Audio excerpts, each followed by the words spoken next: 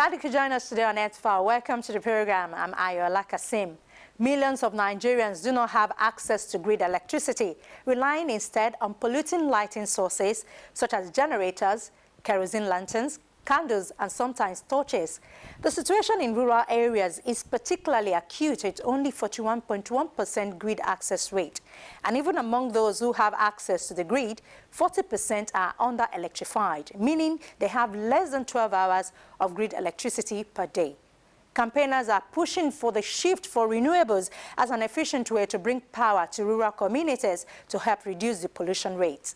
Unfortunately, cost is still too much for some to bear. Today we open EarthFile with how a unique partnership, innovative financing, and stubborn persistence created a model for localized mini-grid to supply electricity to a community in southwest Nigeria. Just stay with us.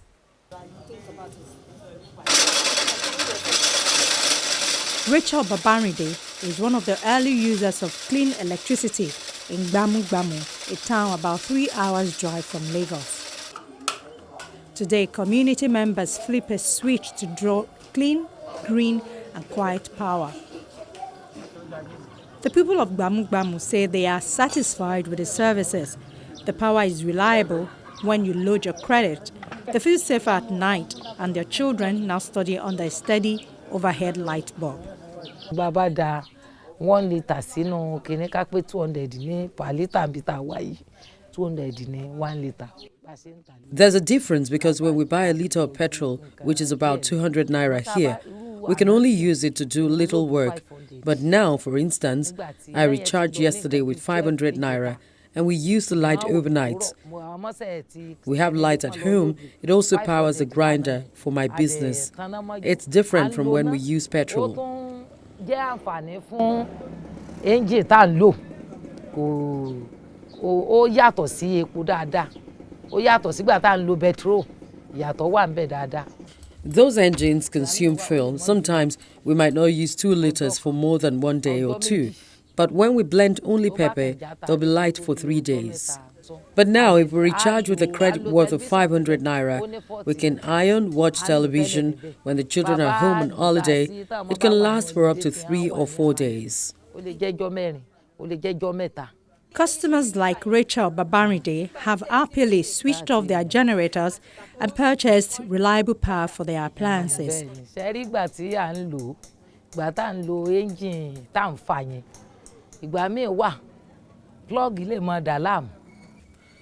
When we were using the old grinder, sometimes the plug may be faulty, and so when we pull it, it won't work. And sometimes it could be that something went wrong with the engine and we wouldn't know.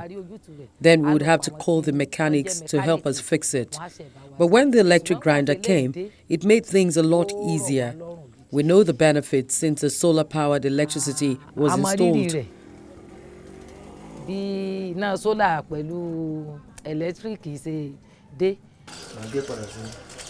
However, many customers' use of electricity has remained low throughout the first year of operation.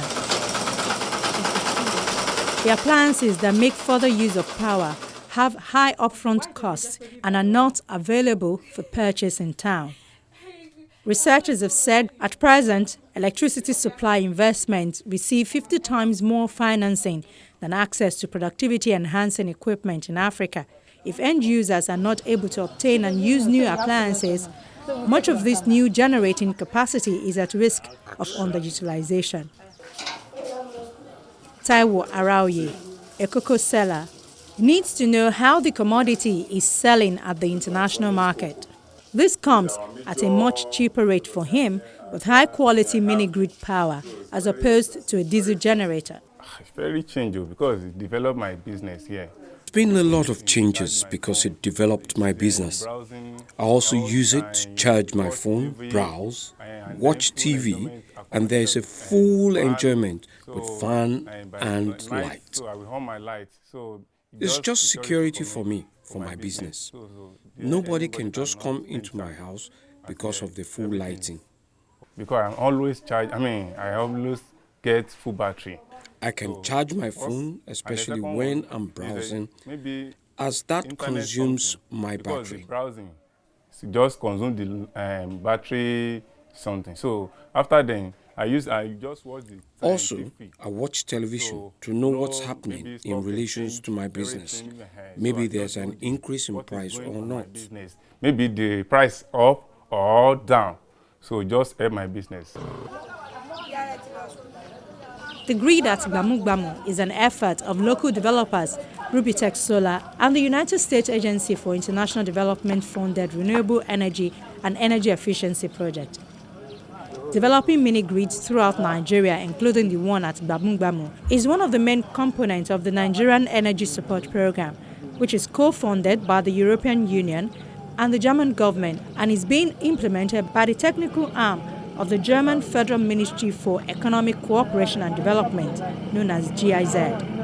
Actually, GIZ identified 5 locations to test mini-grid prototypes in Nigeria.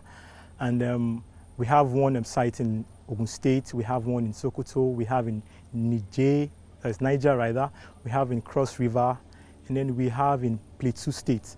So in Ogun State, we have Gbamugbamu.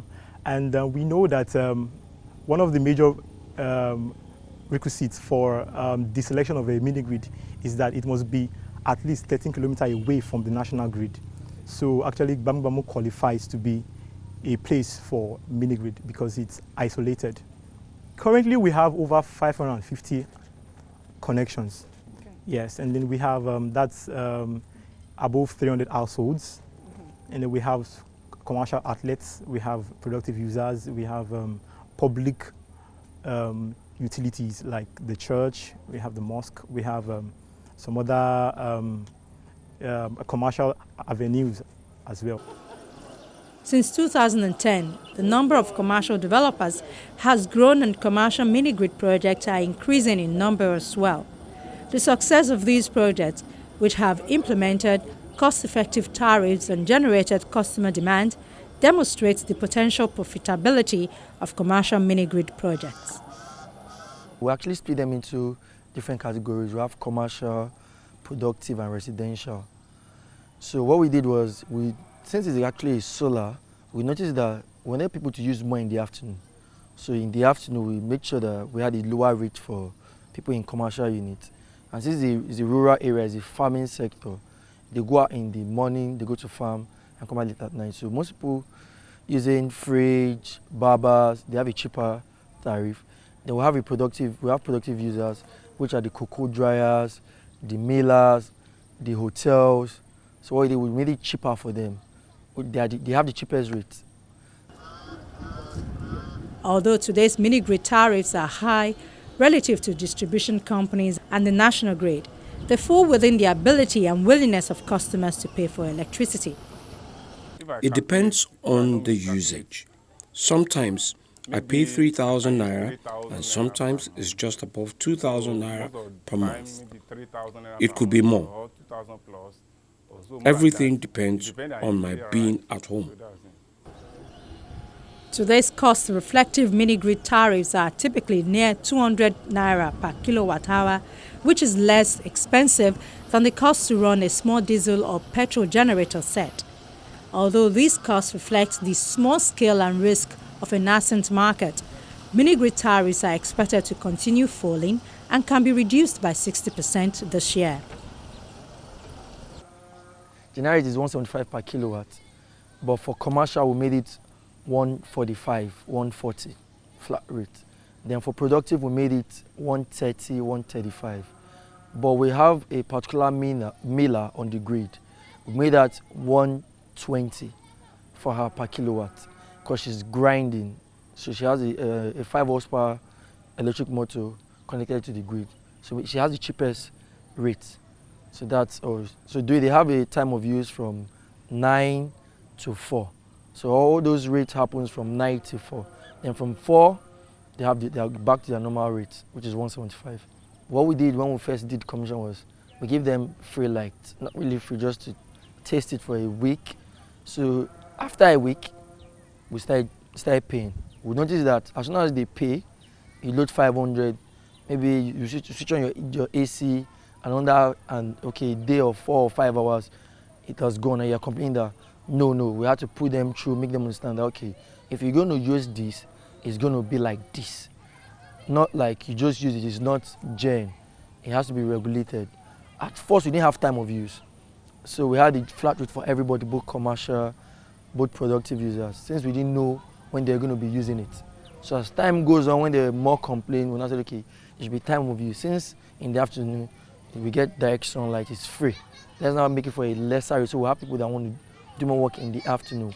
We allow them to use their light. They don't need to switch off the light in the afternoon when they're not using it. They can say, okay, it's cheap. Now using a gen that they have to off and on. So that was the idea. We started with time of use. Then we had challenge of, okay, because presently I don't load. I used to recharge before, and so they had challenge of, I trust you. I don't know, I don't trust the person in the community. So we had to educate them that, okay, this is it. It is what you use. It is not, you don't have to trust me. I will not steal your money. But if I can show evidence that, okay, this is what you load and this is what you use, it's fine by you. So we made them understand the importance and usage. Then some people actually tried going back to the gen, doing that process, and they found out that it was less cheaper. There's about maybe 50–60% difference. The innovation, collaboration and persistence required to develop and construct these mini-grids have established a template that Nigeria can follow to deliver the benefit of electrification to millions of people around the country. While mini-grids may be the best and only solution for electrifying Nigeria, the development has been stunted for a host of reasons, including the lack of technically competent mini-grid designers and solar installers. To address this immediate problem and build a skilled workforce, the Renewable Energy and Energy Efficiency Project and GIZ worked with dozens of international experts to develop a rigorous and standardized curriculum that is now used at 13 training institutions across Nigeria. But of all these obstacles standing in the way of solar-powered mini-grids, delivering the benefit of electricity to millions more Nigerians, none has been as complicated and challenging to address as financing. Anyone considering building a mini-grid would have to find money to pay for both the solar panels and batteries required to generate and store electricity, as well as the poles, wires and meters necessary to distribute it to homes and businesses. In Nigeria currently, commercial banks actually have not yet realized the viability of renewable energy business.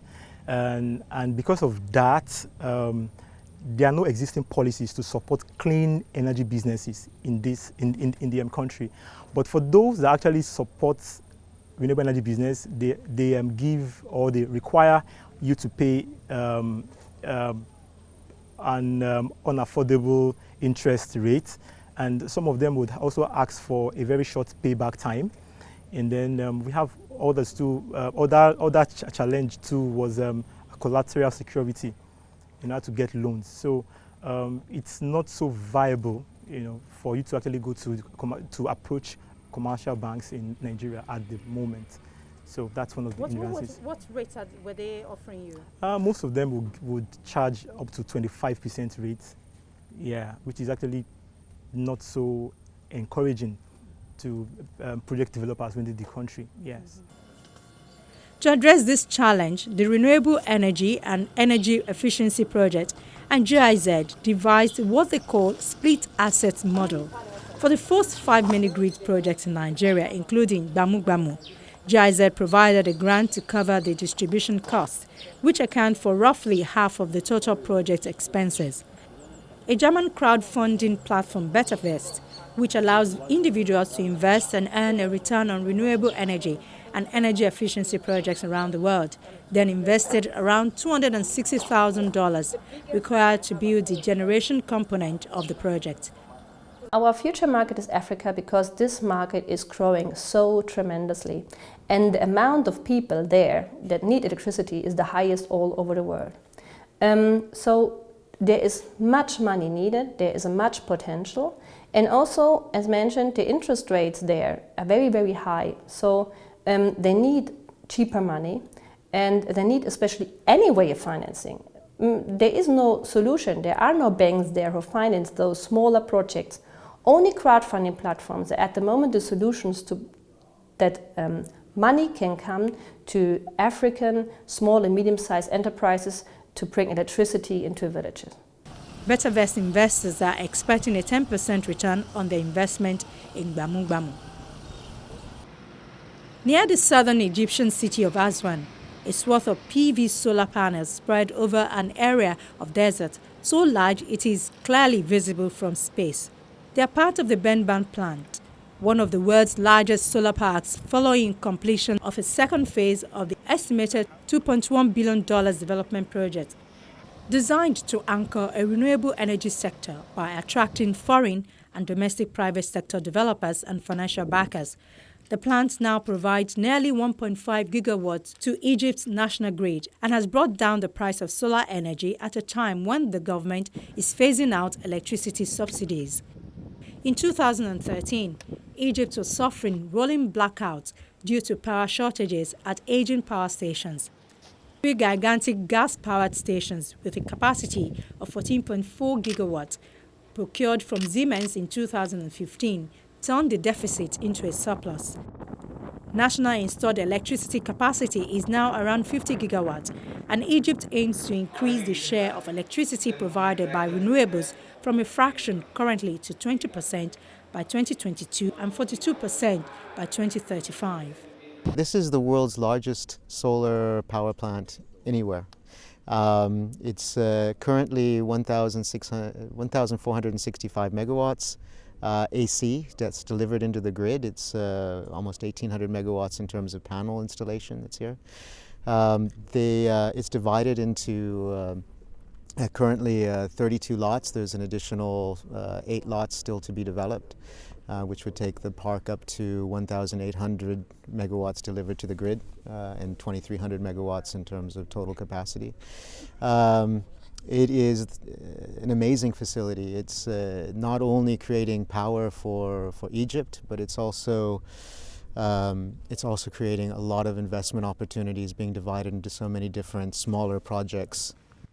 The Benban project's 32 plots were developed by more than 30 companies from 12 countries, including Spain's Acciona, United Arab Emirates-based Alcazar Energy, Italy's Enore, France's Total Eren and EDF, China's Chint Solar, and Norway's Scatec. Developers of the plant, around 40 kilometers northwest of Aswan, are guaranteed a feed-in tariff price for 25 years.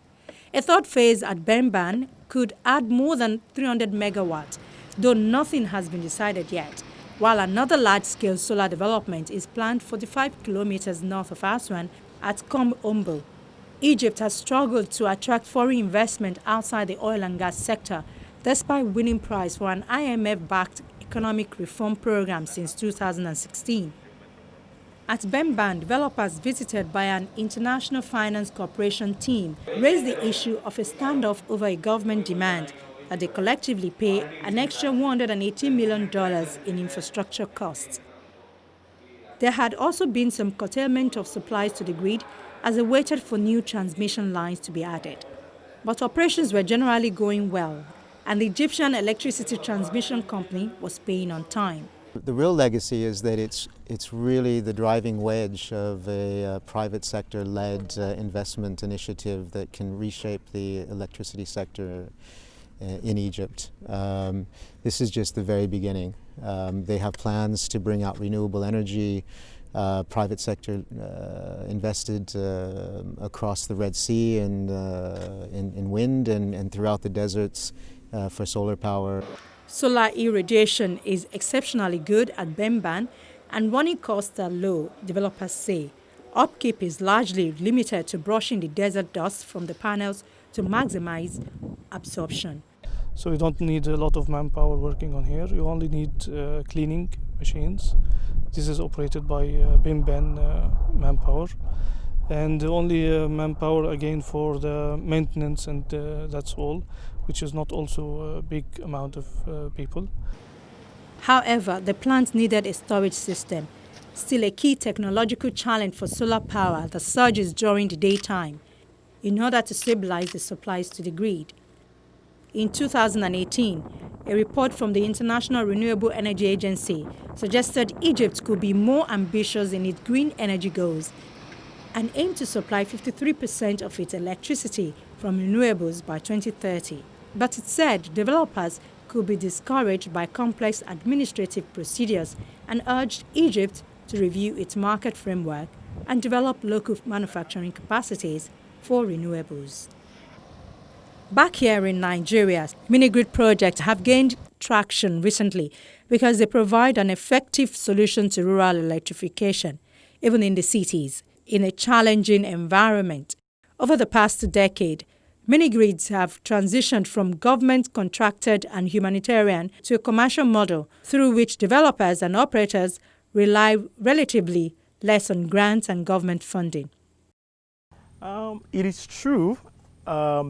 Renewable energy business currently, it's capital intensive, yeah, and that has to do with that's just because of so many issues like cost of importing the system into the country. We don't really have solid structures supporting the businesses in the country. Like, you know, in the European parts there, we have opportunities to even feed into the grid, you know, and then you get it back later on, you know. But here in Africa, it's not yet. We don't yet have such policies. So the advantage from renewable energy compared with traditional forms like diesel and other generator sources, it's in the operating cost. You know, renewable energy systems rather, they have little or no operating cost. You know, and look at the panel would last for an average of 20 years without you maintaining, you know, but compared with you having a diesel set which you have to keep fueling, and then it's you know, you have to keep servicing, and then it's associated with periodic startup failures at times. Since 2001, there have been various policies in Nigeria to aid the takeoff of the mini-grid market. The policy frameworks, among other regulations and plans, are expected to increase access to inclusive, modern and clean energy services, improve energy security and climate objectives, and contribute to diversifying Nigeria's energy mix away from fossil fuels. The Rural Electrification Strategy and Implementation Plan was developed based on this document and was approved by the federal government in 2016 to pursue the government's ambitious targets, which are to increase access to electricity to 75% by 2020 and 90% by 2030, with at least 10% renewable energy by 2025. The Rural Electrification Fund, administered by the Rural Electrification Agency, provides capital grants for up to 75% of project costs, including a technical support to rural electrification. The Rural Electrification Agency provides one-off capital subsidies and technical assistance to project developers in order to promote fast and cost-effective expansion of electricity access in unserved rural areas across the different geopolitical zones of Nigeria. The objective is to increase access to finance in order to achieve more equitable access to electricity, stimulate innovative approaches to rural electrification, and improve the living and socio-economic conditions of rural dwellers. In 2017, the board and executive management of the Rural Electrification Agency secured over 30 billion naira under the 2016-2017 capital budget provision. Since that provision, the agency has successfully contracted about 400 rural electrification projects across the 6 geopolitical zones, with over 300 projects fully completed. Experts have said renewable energy has become the most successful combatant against the oil industry. Cleaner energy alternatives such as solar and wind power have become increasingly affordable and easier to access. So to ensure the sustainability of energy supply and subsequently the sustainable economic development of Nigeria, the government has to intensify the implementation of renewable energy and energy efficiency programs across the country. That's our program for the week. Thank you for joining us. We hope to be back with you next week. In the meantime, our inbox EarthFile at channelstv.com is available for your comments and your questions. You can also view us on youtube.com/channelsweb. Do click the playlist menu and then click EarthFile. From the crew here in Lagos, it's bye for now.